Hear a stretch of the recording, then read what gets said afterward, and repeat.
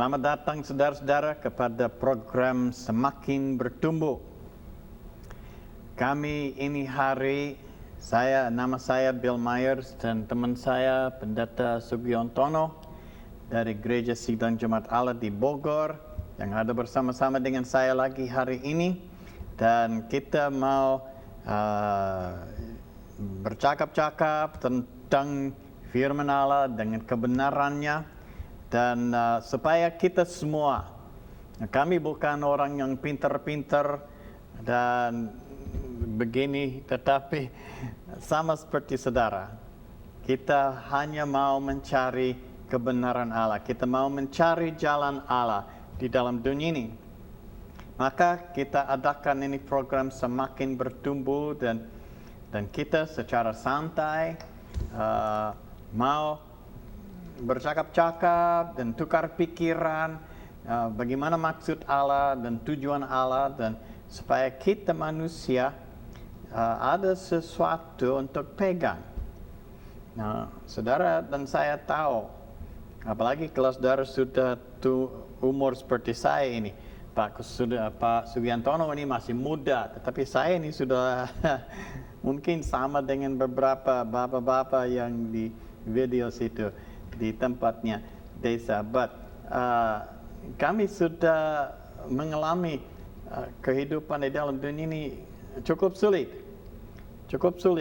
Kalau kita mau jadi baik, kalau kita selalu mau menjadi orang baik, agak sulit. Nomor satu, kita lahir dalam dunia ini dengan sifat dosa, boleh bilang. Sepertinya kita lihat kalau ada anak kecil, tidak usah kita mengajar mereka untuk mencuri atau untuk membohongi atau untuk berbuat jahat. Tidak perlu kita mengajar mereka.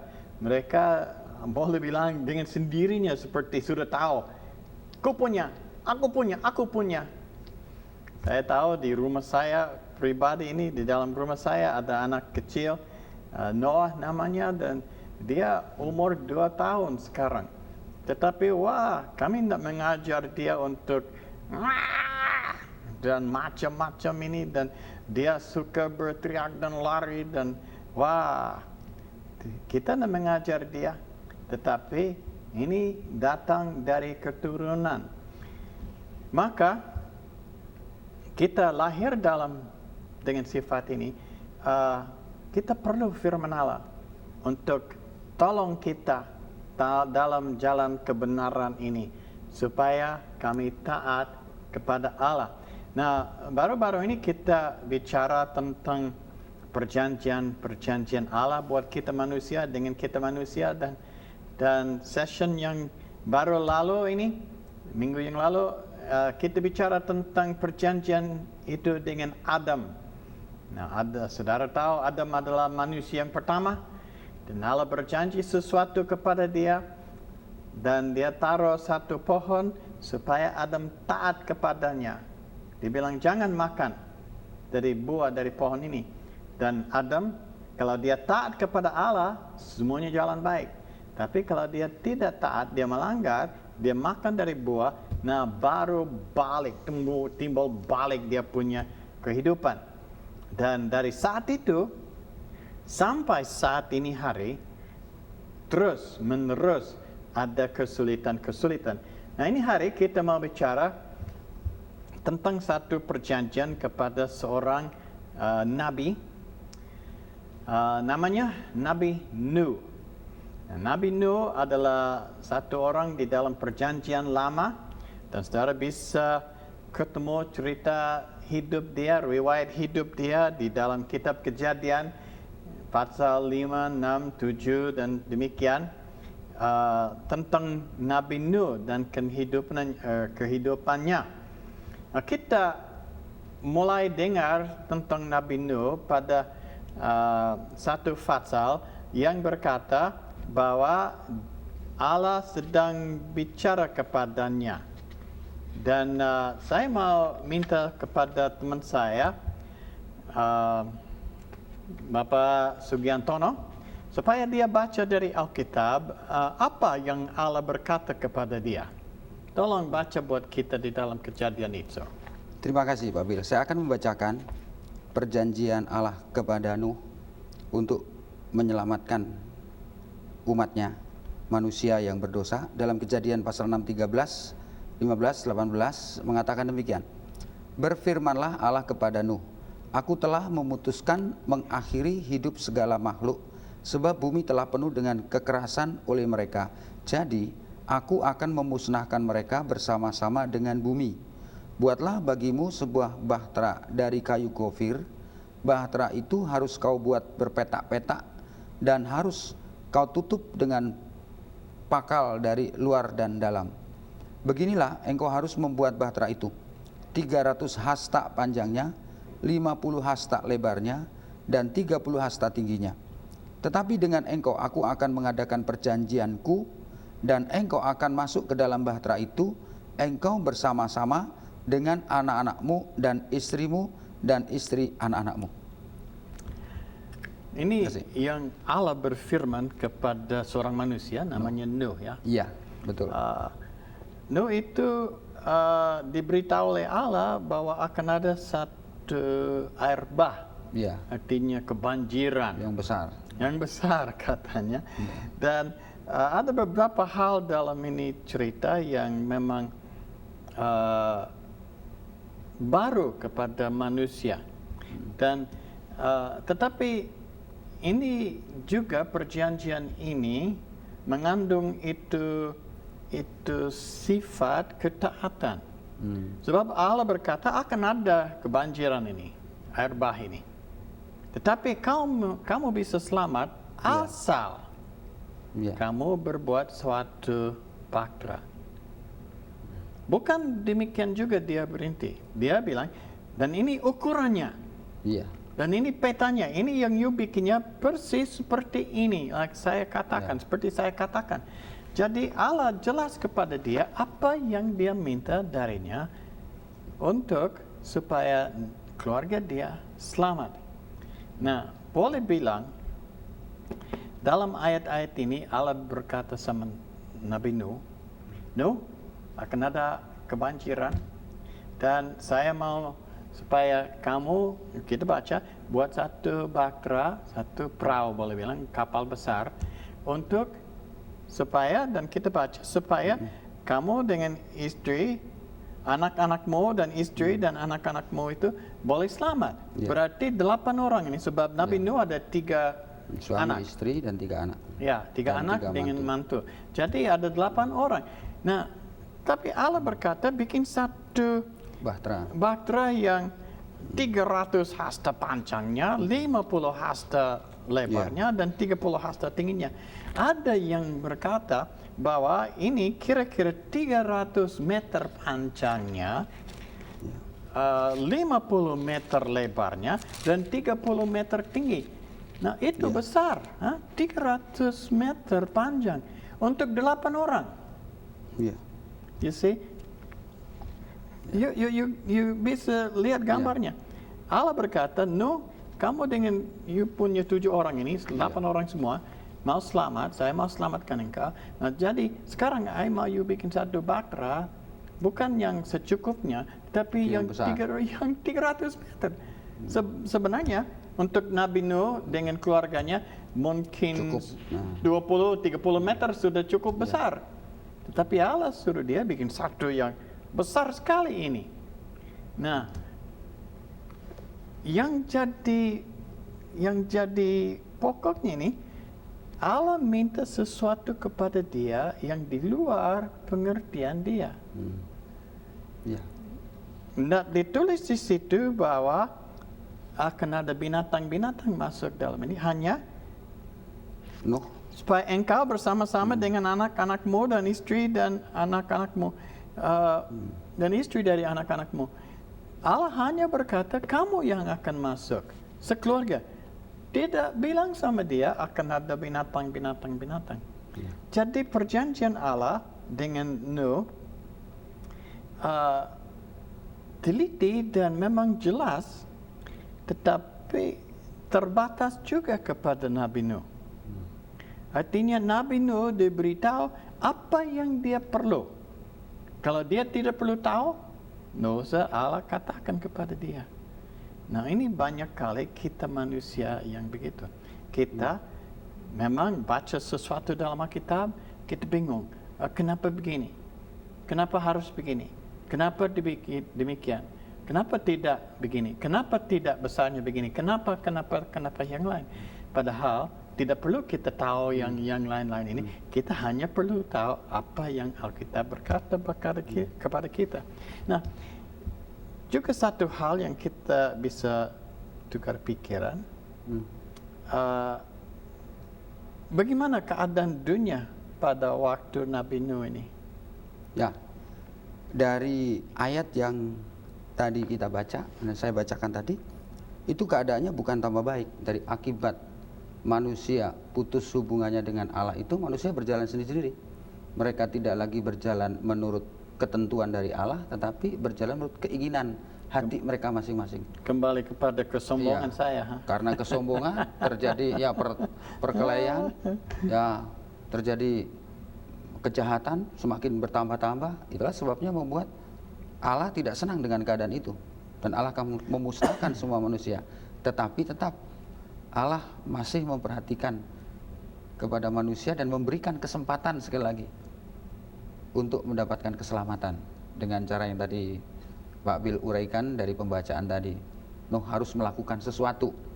Tapi yang jelas bahwa keadaan bumi sudah, karena manusia jatuh dalam dosa, ya sudah. Manusia serakah, ya udah sombong, udah banyak peperangan di situ dan banyak perzinahan di situ. Kalau di dalam Alkitab menerangkan, maka anak manusia dengan anak Allah lah, itu ada perkataan seperti itu. Rupanya anak manusia itu adalah anak yang hidup karena mengikuti keinginan-keinginan kedagingannya. Kemudian ada juga anak Allah. Anak Allah adalah anak-anak yang masih takut dengan Allah. Jadi manusia-manusia yang takut dengan Allah itu bercampur. Sampai-sampai mereka itu sudah mulai mengawinkan. Terjadi pelanggaran dan praktek dosa yang luar biasa, Pak Bill. Itu keadaannya. Tapi yang maksud saya juga, saya mau kembali dan jangan kita lupa, Allah tidak beritahu semuanya kepada Nabi Nuh. Dia hanya beritahu apa yang dia perlu. Lalu kalau kita teruskan, dan nanti kami akan teruskan, kita baca bahwa Nabi Nuh taat kepada apa yang Allah minta kepada dia. Nah, ini yang bedanya. Kita baru belajar tentang Adam, dan Allah bikin satu perjanjian kepada Adam, dan Adam tidak taat kepadanya. Dia tidak taat kepada perjanjian Allah, dan ada akibatnya. Nah, kita kembali sekarang kepada Nabi Nuh ini. Nabi Nuh hidup dalam satu zaman yang paling payah, paling rusak. Dan dibilang dalam ayat tadi yang you bacakan kekerasan. Berarti memikir untuk dirinya sendiri, sih. Tidak perlu Allah, tidak perlu manusia yang lain. Jadi, tetapi Nabi Nuh, walaupun dia hidup dalam keadaan demikian, dia tidak turut mereka. Dia tetap taat kepada Allah. Nah, ini yang menjadi contoh yang baik bagi saudara dan saya. Jangan sampai kita merasa, kasihan saya hidup dalam satu dunia, satu desa atau satu kota yang payah dan susah untuk saya digoda ini, saya begini. No. Tidak lebih susah daripada apa yang orang ini hidup dalam dunia yang dia hidup. Tidak lebih jahat sekarang daripada dunia itu. Tetapi kita dengar dari firman Allah, dikatakan tentang Nabi Nuh dalam Kejadian pasal 6 ayat 8. Mungkin bisa baca di situ yang di atas yang tentang Nabi Nuh. Kejadian 6 ayat yang ke-8 mengatakan, tetapi Nuh mendapat kasih karunia di mata Tuhan. Karena dia taat. Ya, karena ketaatannya. Ya, dia taat. Dia dengar kalau Tuhan berkata ke kanan, dia ke kanan, ke kiri, dan begitu. Dan dia, kita baca, membangunkan ini bahtera, dan kalau kita baca, dia bangunnya persis seperti Allah bilang. Kalau Allah bilang 300 meter, dia tidak bikinnya 275. Dia bikinnya 300 meter. Begitu yang dia taat kepada Allah. Dan oleh karena dia taat, apa yang terjadi? Selamat dia. Selamat dia. Sebab kalau dia taat, Allah akan mempenuhi dia punya bagian dalam perjanjian. Tidak seperti Nabi, tidak seperti Adam dulu. Adam melanggar, jadi Allah harus putus dia punya perjanjian dengan dia. Tetapi Nabi Nuh ini dia tidak itu. Lalu kalau kita bicara sedikit ya tentang ini air bah dan hal ini, hukuman Allah, dia taat bukan 1 hari, bukan 2 hari. Tapi kita baca 120 tahun orang ini bekerja dan bangunkan ini perahu. Dan kita baca juga bahwa dia bersaksi dan mengkhotbah 120 tahun. Setiap hari dia juga berkhotbah dan mengajak orang untuk percaya sama Allah dan ikut Allah. Tetapi tidak ada satu yang ikut. Kita baca pada hari-hari yang terakhir itu, bakteranya sudah selesai, lalu kita baca bahwa binatang-binatang itu mulai datang sendiri. Dosa Nabi Nuh pergi di sana, tangkap dan bawa, tidak. Mereka mulai datang sendiri. Tetapi orang yang keliling mereka tidak merasa heran. Luar biasa ini. Mereka tidak merasa heran bahwa pada satu hari ini mulai gajah yang datang masuk bakteri ini, besok ada singa yang masuk, lalu ada anjing, lalu ada kuda, lalu ada dan bebek dan ayam dan burung dan macam-macam ini yang masuk dalam ini baktera. Orang itu masih tidak tangkap tentang hal apa yang Allah berkata benar. Nah, walaupun ini semua terjadi, Nabi Nuh taat kepada Allah, tidak bingung, tidak kanan ke kiri, dia melakukan persis seperti Allah berbuat untuk meminta dari dia. Nah, ini satu hal yang saya sendiri merasa bahwa Nabi Nuh ini adalah satu-satunya yang diciptakan di dalam dunia ini yang hebat-hebat. Dalam keadaan yang demikian, dia taat kepada Allah. Ini menjadi satu contoh pada saya. Saya ini dan siapakah saya ini? Saya mau seperti dia. Biar bagaimanapun manusia yang lain, bagaimanapun keadaan atau apa saja, saya mau taat. Saya mau taat kalau Tuhan berkata di dalam Alkitab ini, saya bisa baca, jauhkan dirimu dari segala jenis kejahatan. Saya mau jauhkan diriku dari segala jenis kejahatan. Saya tidak mau jauhkan diri dari kejahatan yang besar. No, saya mau jauhkan. Karena saya mau taat apa yang Allah berkata kepada saya. Maka saya sering baca ini Alkitab. Setiap hari malahan. Saya baca Alkitab ini. Dan saya mau cari kebenaran Allah. Saya mau cari kebenaran Allah. Dan saya mau cari apa yang Allah minta dari saya. Kalau dia minta sesuatu dari Petrus, juga dia minta sesuatu itu kepada saya. Dan saya mau melakukannya. Karena sangat penting kita taat kepada yang Allah minta kepada kita. Nah, sebab seperti Nabi Nuh ini, kalau dia kerjakan ini baktera 50 tahun, lalu berhenti, dan selamat dia. Dan satu lagi Pak Bill, kalau boleh saya tambahkan. Boleh. Ketaatan itu memang penting sekali. Tapi saya ingin menggarisbawahi dari ayat yang Pak Bill minta untuk membacakan tadi. Yaitu dalam kitab Kejadian 6 pasal 8. Memang Nuh taat, tetapi di sini ada satu kata yang sangat menarik. Mungkin Pak Bill bisa terangkan kepada kami. Tetapi Nuh mendapat kasih karunia. Nah, setiap orang bisa saja taat. Tapi kalau nggak dapat kasih karunia, apakah dia dapat memperoleh keselamatan? Nah, saya rasa ini mungkin Pak Bill terangkan tentang kasih karunia itu. Dia dapat kasih karunia itu karena dia taat. Bukan ada kasih karunia lalu dia taat. Tidak. Dia dapat kasih karunia dari Allah karena dia taat. Dan memang Allah janji itu kepada kita.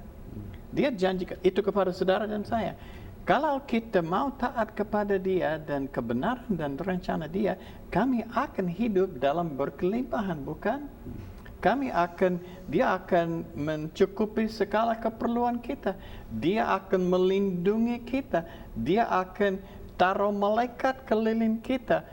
Dia ada banyak perjanjian itu kepada orang yang taat kepada dia. Itu merupakan kasih karunia dari Allah kepada Nabi Nuh dan kepada kita. Kalau kita taat, itu seperti kalau kita begini ada suara, ha? Kalau saya tidak begini, tidak ada suara. Tapi kalau saya begini, ada suaranya.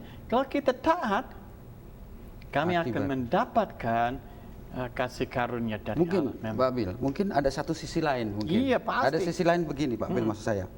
Apakah kasih karunia itu dinyatakan bukan karena sekedar manusia itu taat, tapi kasih karunia itu diberikan kepada manusia itu karena kasihnya Allah.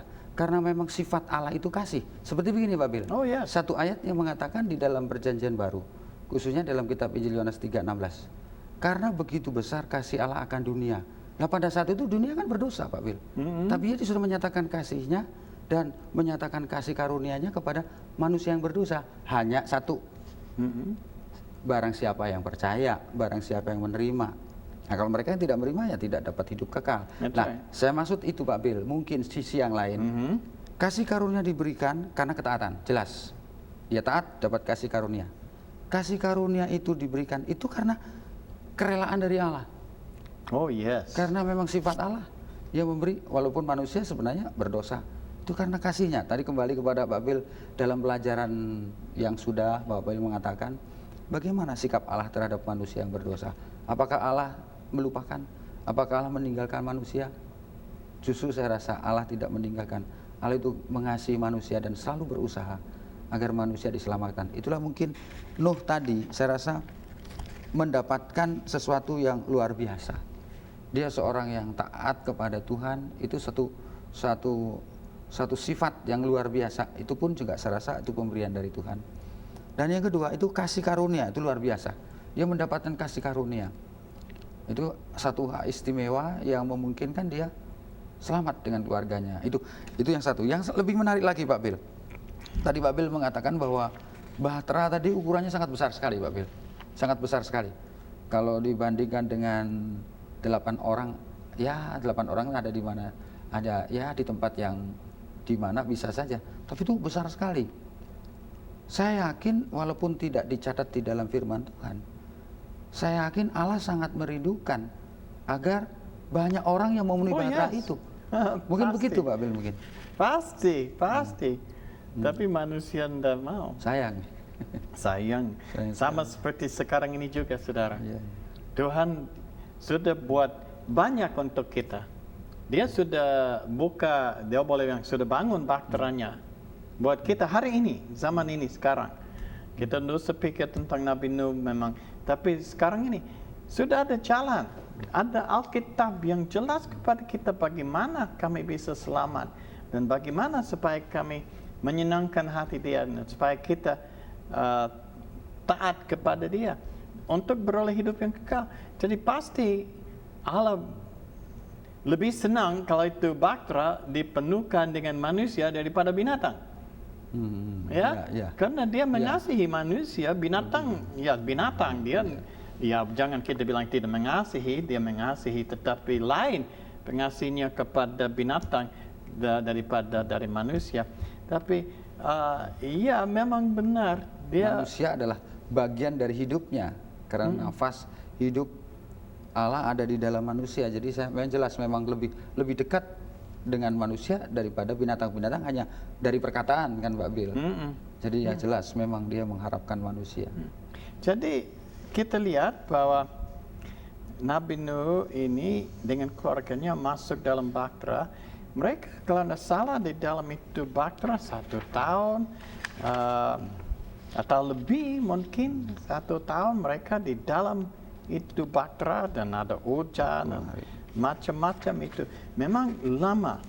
Tetapi Nabi Nuh tetap taat kepada Allah. Dan dia tidak ke kanan, ke kiri, dia tidak bingung-bingung. Dia tetap percaya karena Allah berfirman kepadanya. Nah, ini penting, saudara. Sangat-sangat penting. Kami taat kepada Allah karena kami sudah dengar suara Dia. Nah, di mana saudara dapat dengar suara Dia? Ada beberapa cara. Satu cara yaitu dari Alkitab. Saudara bisa dengar suara Allah yang berfirman. Kan kita berkata ini firman Allah.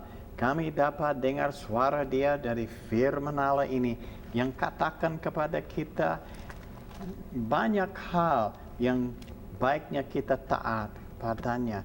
Dan juga kami dapat dengar firman Allah dari gereja, dari kebaktian di gereja, atau dari satu kumpulan yang mana kami belajar akan firman Allah dan dengar akan Dia. Jadi ada banyak kesempatan kami dapat dengar firman Allah dari buku-buku yang kami bisa baca, dari kaset, bahkan sampai saudara bisa dengar dari program Video Masuk Desa ini, firman Allah untuk menolong saudara.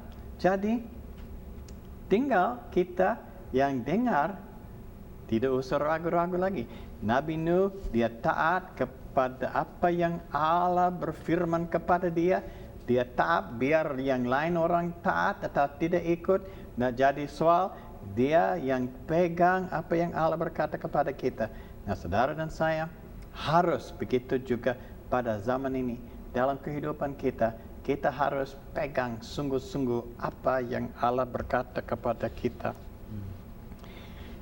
Nah, saya mau tanya, kalau Nabi Nuh taat kepada Allah, apakah Tuhan menegaskan perjanjiannya? Ya, kepadanya? ya, Pak Bill. Kalau dia taat, maka dia akan mendapatkan keselamatan dan dia ada di dalam bahtera. Bahkan bahtera itulah merupakan satu tempat untuk menyelamatkan di dalam hukuman Allah pada saat itu. Dan Tuhan menyelamatkan.